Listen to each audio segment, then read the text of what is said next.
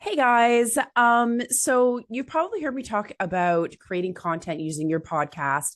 And one of the best ways to create content is obviously on your website. And for one of the purposes is creating SEO. And I find that a lot of podcasters, and you probably find this too, Brandon, is that they don't necessarily understand the whole concept of SEO. So, of course, welcome Brandon Leibowitz with SEO optimizers. And so we're going to talk about SEO. Yeah, thank you for having me on today. You betcha. So for those maybe that, I mean, we're in the business, so we can kind of understand some of these terms, but some podcasters are a little new to, online digital marketing and all those nuances. So can you explain for new podcasters what SEO is? Yeah, SEO is search engine optimization, which means optimizing websites for search engines, which usually is Google. Google kind of runs everything. So when you search on Google, there's ads at the top. Those are all paid ads, but right below the ads are the organic listings, the free listings. So SEO is getting in those free listings on Google, but it doesn't necessarily have to be Google. It could be any website with a search engine. So it could be on Amazon, it could be on Yelp, it could be on social media, it could be on podcasting platforms. So anywhere where there's a search feature, there's ways to optimize and try to get more of that free traffic. Yeah, absolutely. And the name of the game is to get more attention and for people, finding ways for people to find you, right? And obviously work with you and so forth. Now, we were mentioned earlier that a lot of podcasters don't necessarily publish their content from a podcast on their website. They use like their host or like Libsyn, for example, or just iTunes and so forth. Would you, how important would you say it is to publish on your website and why? Well, your website is yours, so you own it. So Yeah. that's the main reason is you get full control. Everything else, you're just renting space off other websites and they could take you down anytime or they could do all these things. But with your website, you own that forever. So that's why you want to put everything on your website, because then you get full control and you could send people to your website instead of sending people to a Spotify link and helping Spotify get more traffic. Now you're helping right. the website get more traffic, which is the biggest thing. You want to promote yourself. All these third-party sites are just ways to hopefully get people to go to your website. Like social media is just a way to people to hopefully go to your website. All that stuff, you just want to drive traffic to your website because that's yours and you get full control there.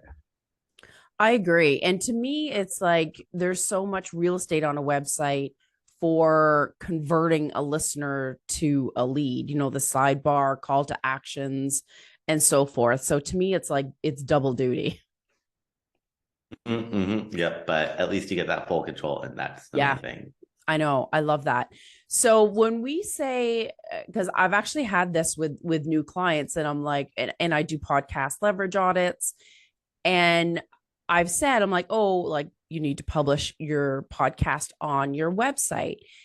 And it surprised me that they didn't quite know what that meant. And for me, I kind of say it like kind of like a blog post, but for the podcast. So how would you frame it and what would you recommend? No, pretty much what you said. It's just each episode of your blog should be its own, or I mean, the episode of your podcast should be its own blog or its own page. But essentially, you can just think of it as like a blog and just adding new blog posts. And it's a way to keep your website updated with fresh content as well, because Google likes content. So create your pages for each one also lets you target different keywords and hopefully get you more traffic and visibility on Google doing SEO, because SEO, the more pages you have, the more keywords you can target, the more opportunities you have to rank, and the more visibility you're going to be able to get.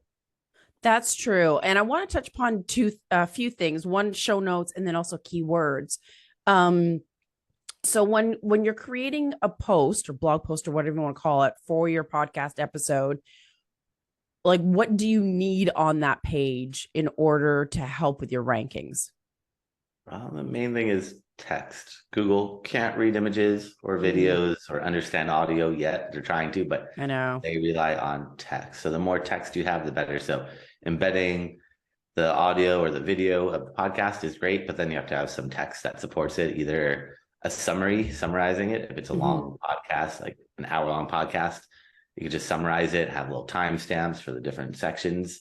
But if it's like 10 minutes, then maybe you could transcribe it. But I know after 20, 30 minutes, transcript is going to be really long and might be a little too much, but the more text, the better. Google feeds off text. So if you're writing 100 words on your page, that's great. If you write 400, even better. If you write 1,000, even better. So the more text, the happier Google is going to be, as long as it's original. Can't be copied from one page to another.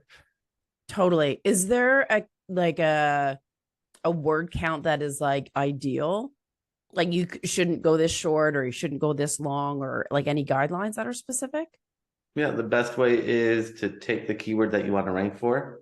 So if you're trying to rank for whatever it is, leadership podcast, you could throw that into Google, see who's on that first page of Google, open up all the websites on that first page of Google, skip over the ads. The ads aren't doing SEO, but open up all the websites. Yeah. And you can see how much text each page has and average it out. If you see all the websites have 100 words, then you probably just need 150 words. If everyone has 2,000 words, you probably need 2,100 words. But it just comes down to how much your competitors have. It's not really a one size fits all, because imagine you have a website and someone asks, what's 2 + 2? You don't need to write 2,000 words about that. But if someone's saying, how do I fix a flat tire on my car? Maybe you write a couple thousand words about that. So it just depends on the context of what their question, what they're searching for, and how much needs to be there. Because it's not really a one size fits all. A lot of people say. Okay, that's good to know. Yeah. And that's a great tip. I've never actually done that, Brandon, where it's like, see what actually comes up and what is on their pages so that you can compare. And yeah, I've never thought about it that way. And so there are so many different kinds of show notes. Do you have a preference on like what is right, what is wrong? Like, does it matter if it's bullets? Does it matter if you have the timestamps? I know some people love or hate transcripts. As long as you're adding text, it doesn't matter. Yeah, it just depends on how much time you have. If you want to do transcripts or timestamps or bullet points, but you need to add text. If you're not adding any text, it's going to be really tough for this Google or anyone to understand what that page is about or what that podcast is about. For sure. And then for me, I also think about it like, who's going to read it? Like, is it easy to read? Is it easy to skim? Like, just to kind of like look at those factors as well, besides Google. Because I know when I go to show notes pages and I see transcripts, like my eyes just glaze over. But if I see like captions or quotes or headlines, or it's categorized or organized, then I'm like, okay, I like to skim. That's just my preference. No, it's much easier for humans. So you got to get that balance for people and for Google. For Google, they need all that text. For people, we don't want to just see a big block of text. So you got to break it up, make it easy to read and digest, and not just have a big chunk of 1,000 words. Nobody wants to see that. I know. You got to think about the user experience too, right? Such a big part of it. I know. So and I've even had to train my team on this. It's like finding keywords. I find like people get so hung up on that. They just take like part of the title and they use that as a keyword, but it like that's not going to work either. So like, can you explain kind of like the logic or how people should think about keywords? And then we'll kind of dive into like what tools to use. Well, keywords are just what you think people are searching. So you got to take a step back and think, if you're looking for your product or service or episode or whatever it is that you're promoting, what would you be searching? Where would you go? What platforms would you be using? And what would you be searching? And it's kind of tough, but you got to just take a step back and pretend you've never heard of your product or service. Yeah. Just come with a clean slate, which is tough for a lot of people, but you can just go into Google and search for your keywords and see who's on that first page of Google. Yeah. And again, just look at the organic, skip over the ads, and you could look at the blue clickable link. That's called the SEO title tag. And that's where everyone's putting their keywords. So you could quickly research your competitors, see what they're doing. Because if they're on that first page of Google, they're doing something right. So look at their keywords, get ideas, and then try to figure out which ones are relevant, which ones are not relevant, and then incorporate them into your website. But first, you want to do the keyword research and use tools to make sure that people actually search for these keywords. So there's a ton of different tools out there, but a free one is the Google Keyword Planner. It will show you how many people search for that keyword every single month. So you can see, is this a good keyword, or should I use a synonym or a plural or a singular version? Because those are going to have major differences in the search volume. Yeah. And how many, like, are there rules of like how many letters or words should be in that keyword? Because I know some people like to keep it short and succinct. Some people go longer on the keyword phrase. Like, does it matter? You should always do longer. Never do 1 or 2 word keywords. Those are really broad, generic keywords that Mhm. have no intent behind them and are hyper competitive. Whereas keywords that are 2 or more words, less people are going to be using it, but there's intent behind it and less competition. Like if you're just trying to, if you're selling tennis shoes and you want to rank for like tennis shoes or men's shoes, that's okay. But what does that keyword mean? It can mean a ton of different I things. It doesn't know. mean they're looking to buy, but if someone searches for men's tennis shoes, Nike size 10, color white, it's a long keyword.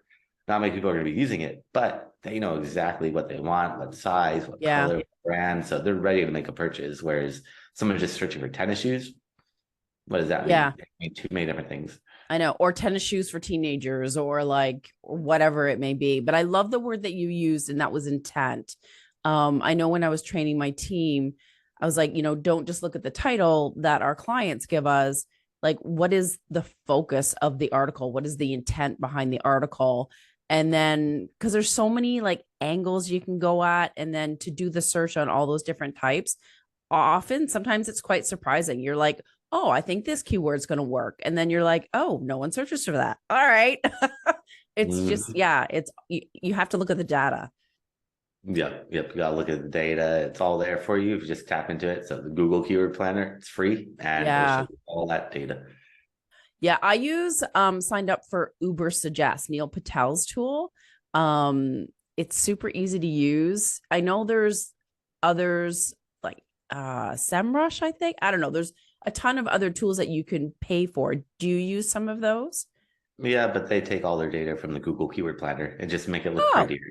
So it's all from the Google Keyword Planner, all their data. Every yeah, website yeah. that's doing keyword research and showing you numbers, they're all pulling it from Google Keyword Planner, or at least 99% of them Yeah, are. yeah, yeah. Because it's from Google. So they're just taking that data and making it look nice into like different graphs and charts, Mm. but it's all from that keyword planner, which is 100% free. All those tools that you mentioned are like Some $100 of a them are month, expensive. which they work, but it just Yeah. depends on your budget. And if you're trying to do SEO full time, then buy a tool. If you're just doing it part time, or Yeah. then I don't think you really need to buy those tools, or Yeah. you buy it for like 1 month and then cancel it. Yeah. That's great to know. Mine, thankfully, was a good deal. I just paid for the year and I had my whole team use it. So, Mhm. uh, yeah, it was so much easier. Now when you're searching for like in those planners and looking at a keyword, like say I did a podcast episode on how to pitch to be on more shows. And so when you're searching those terms, like what are you looking for? Like, is there, yeah, like I'll let you kind of explain it. I'm looking for just keywords that are long tail keywords that don't have a lot of search volume. I mean, that have a decent amount of search volume. So if it has 0 monthly searches, maybe it's not the best keyword. No. But I always take everything with a grain of salt because sometimes I'll see keywords that have 0 searches. I'm like, I search for that keyword all the time. So I don't know why it's showing 0. Oh, So, interesting. and sometimes 0 click search keywords are actually better because there's no competition for them and people still search. I mean, nowadays, I think half the searches are new that Google sees every single day that they've never seen before, especially Yeah. with voice search. That's the biggest one, and misspellings and things like that. Yeah. Totally. Is there, because like if I search something and there's like, I don't know, 50,000 searches a month on that thing, like should I go for something lower? Because like, how do you, I guess what I'm asking is, how do you know if it's highly competitive and it's worth using or not using? You just take that keyword and search it in Google. So I don't really look at the search volume and say, oh, this has 50,000. This is a great keyword. I look at that and say, all right, let me search in Google, see who's on that first page of Google. And if it's a bunch of big corporations, then maybe I'll skip that keyword, Yeah. unless I'm a big Yeah. corporation. But if you're a small, medium-sized business, then you want to see small, medium-sized websites appear. Mm, If it's just big, big sites, and that's who you're competing with. It's not competing against Google, it's competing against those 10 websites on that first page of Google. yeah. That's true. I never thought of looking at it that way. Like if it's people that are kind of like the same type of business as you, then you have a hope and hack to help Mm-hmm. rank for it. But if you're battling Coca-Cola, then you kind of have no hope in ranking Mhm. for whatever that keyword is. Yep. Yep. We got to just search and actually see who's on that first page. That helps out a lot. Yeah, I never thought of looking at that way. I always kind of, yeah, it's funny how like someone else just has to reframe it differently. And it's like, oh, I never thought of looking at it that way. Um, do you look at any like competitor analysis at all? Like to see Mhm. what they're ranking for or what they're doing? Is that Mhm. useful at all? Oh, that's all I do is look at the competitors because whoever's Okay. on that first page of Google, they're doing something right. So Right. get their strategies and incorporate it into your own website. Look at their keywords, look at their backlinks, look at everything that they've done because it's all transparent if you look in the right places. Yeah. What do you find easier, right? Making the content and then kind of like rejigging it for the keyword, or do you create content based on keywords? Do you know what I'm saying? It's like, A little bit of both. okay. Just depends. Yeah. Each way. Yeah. Yeah. Because I know sometimes I've created podcasts and I've like my solo episodes and I've searched for specific keywords to see how I can frame that episode. It's harder when you're guesting on a show or they're guesting on yours, but Mhm. yeah. Have you ever like for a podcaster, would it be useful to um see other podcasts that are similar to yours and see what they're doing? Like, is there a way to do that even? No, definitely. You could just search on like iTunes for business podcasts if you're a business podcast or whatever the keyword is, and you can see what other people are using for their titles, for Mm, descriptions, for their closed captions, all that stuff, and just do that competitive analysis because you gotta look at the competitors, see what they're doing. yeah. That's who you're competing with. Yeah, it'll give you lots of ideas too, right? Tons Now, of I know one ideas. of the things that, a lot of SEO companies and yourself, and I've heard you on other podcasts, is talking about like backlinks. And so, can you explain like what they are, how they work, and how a podcaster who's guesting or hosting can use that to their advantage? So backlinks are clickable links from other websites that point to yours. So if you're reading an article, let's say on the New York Times.com, and in there it says Brandon Leibowitz, and you click on that and it goes to my website, I'd be getting a backlink from the New York Times.com. So the more websites that have clickable links that point to yours, the more trust Google gives to you. It's like a popularity contest. It's like that website is voting for you, saying, Yeah. we trust you. We believe that you are who you say you are because Google just doesn't trust any website. So you have to build that trust up. And the way to Mm. build trust is through getting backlinks, getting those other websites to mention you. So then, really guesting on other people's podcasts, you're naturally creating all those links to your sites, your social media platforms, and all that stuff. And that helps build trust. Am I getting that right? Yeah, but you don't want to send backlinks to your social media Oh, because then you're yeah. just helping Sorry. I meant social media website. rank Yeah. higher. So Yeah. yeah, you always want to send everything back to your website because if you're like, hey, check me out on Facebook, and it's that clickable link to Facebook, then you're just helping Facebook rank higher on Google. Yeah. Yeah. No, thanks. Which no, you want yourself to rank higher. You don't want to help Facebook or Instagram or YouTube or Twitter or any of these Yeah. platforms. You want to get your traffic to your website. That makes total sense.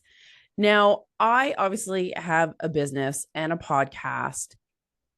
Is it worthwhile to try to have keywords that are like just my name, or like how would I even go about that, or does it matter?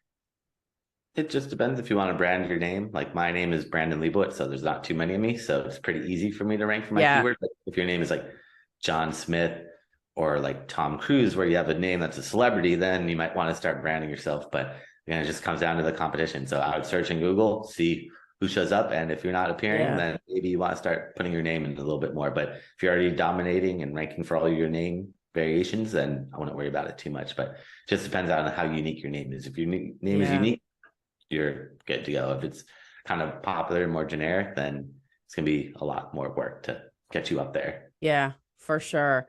And I don't know out there, but it's like everyone Googles her name at some point.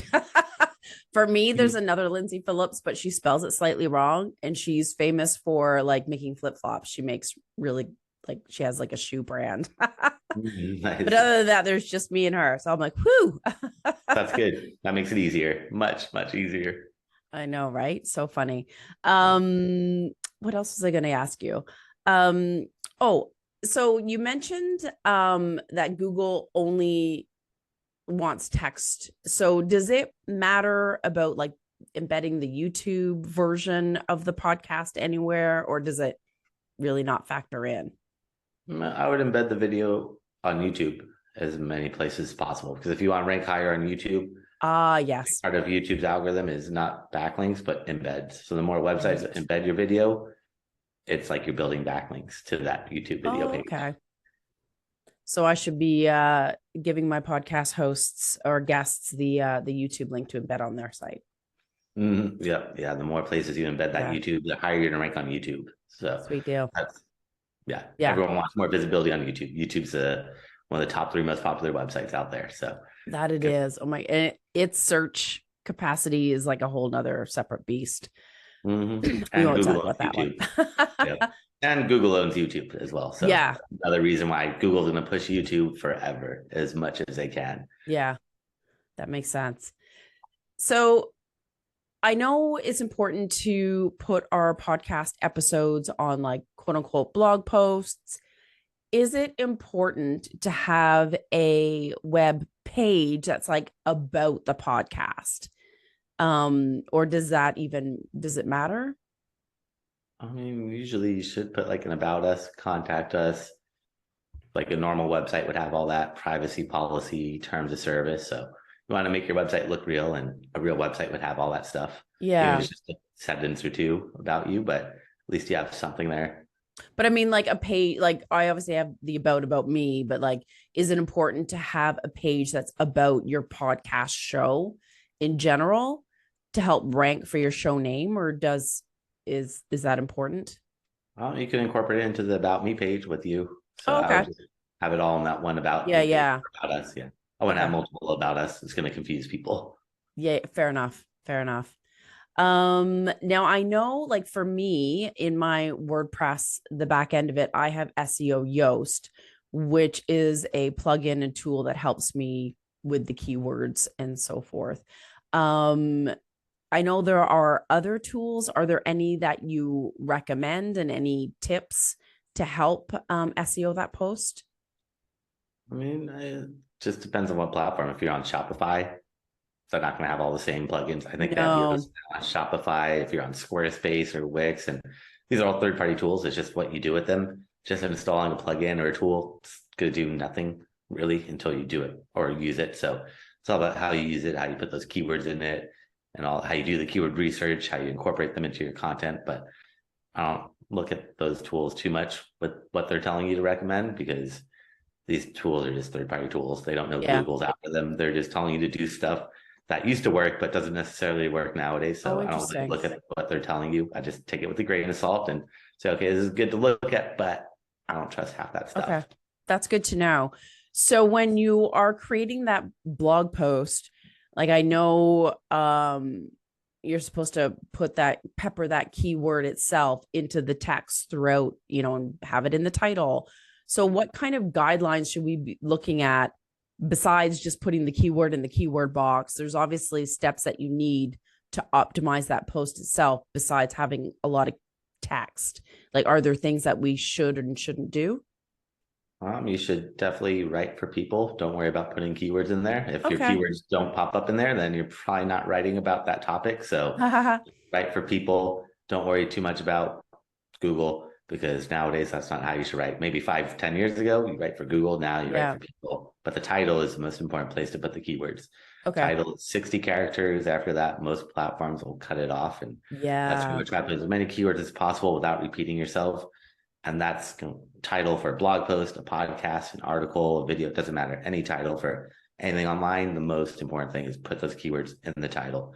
Then the content should support it. If the content doesn't support it, then probably got to figure out, I'm not writing about the right topic. Let me rewrite this, because those keywords should naturally just emerge. You don't need to just throw them in there to throw them in there. That's for sure. Older way to do it, which used to work, but doesn't work as well.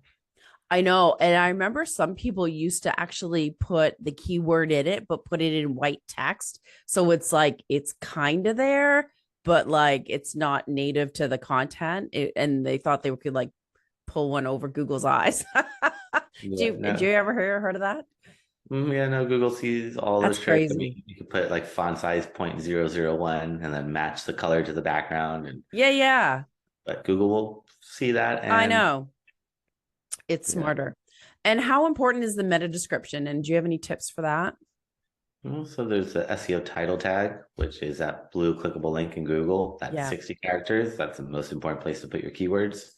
Then that black text underneath that blue clickable link in Google is called the meta description. It's 160 characters, and that should just be like 2 or 3 sentences that describe what that page is about with the call to action. Most people don't put a call to action saying like shop now or learn more or call today for a free consultation or whatever it is, but gotta put something in there to differentiate yourself. But unfortunately, half the time you put a meta description in there, Google's gonna just put their own. So Yeah. they don't look at what you put anymore, unfortunately. No, and it won't make sense. I know it's so hard to keep within the 160 characters, I'll tell you. Yep, just 2 or 3 sentences. I That's it. know. Yeah, which summarizes. Yeah, makes total sense. Any other tips to help podcasters before we close up? I just say be consistent with it if you can. Maybe get like a schedule once a week, once a month, but just have some schedule for people that helps out, and cross promote on your social media channels, but Yeah. ultimately send all the traffic back to your website, because you should just send people one link, be like, here's where my podcast is. It's on my website. Don't give them 20 different places to go on Spotify Oh, yeah. and Stitcher and iHeart Radio, and it gets too confusing. Less is better. Yeah, I love that. That totally helps, because I have seen a lot of people put a whole bunch of links in a post, and I'm like, which one do I need to click? And I always default to the website because I like to see the image and I like to see the other stuff. And I actually listen to podcasts on people's websites. I don't listen in iTunes or Spotify, or I know that may be weird, but it's what I do. Nothing wrong with that. Nothing wrong at all. So everyone's got their preference, and you're just Yeah. helping those websites get more visibility. So that's Yeah. good that you're doing that. Totally. So I'm helping people's SEO. Yep. You're just really doing a little work, helping them out for sure. Awesome. And so obviously you help entrepreneurs with SEO and their websites. So tell us a little bit more about your business and then where people can find you. Yeah, so for everyone that wants to learn more, I actually created a special gift for them. Nice. If they go to my website at seooptimizers.com, that's seooptimizers.com/gift, and they can find that gift there along with a bunch of classes I've done over the years that shows step by step how to do a lot of stuff that we talked about are all there for free. And also, if they want to book some time on my calendar for free website analysis, I'm happy to check out the website from an SEO point of view and let them know what's working, what's not working, and they could book some time on my calendar there as well. Perfect. All right. I appreciate your tips. And SEO can feel so daunting for a lot of new podcasters and entrepreneurs out there. So yeah, thanks for breaking it down. Yeah, thank you for having me on today. All right. See you guys. Bye.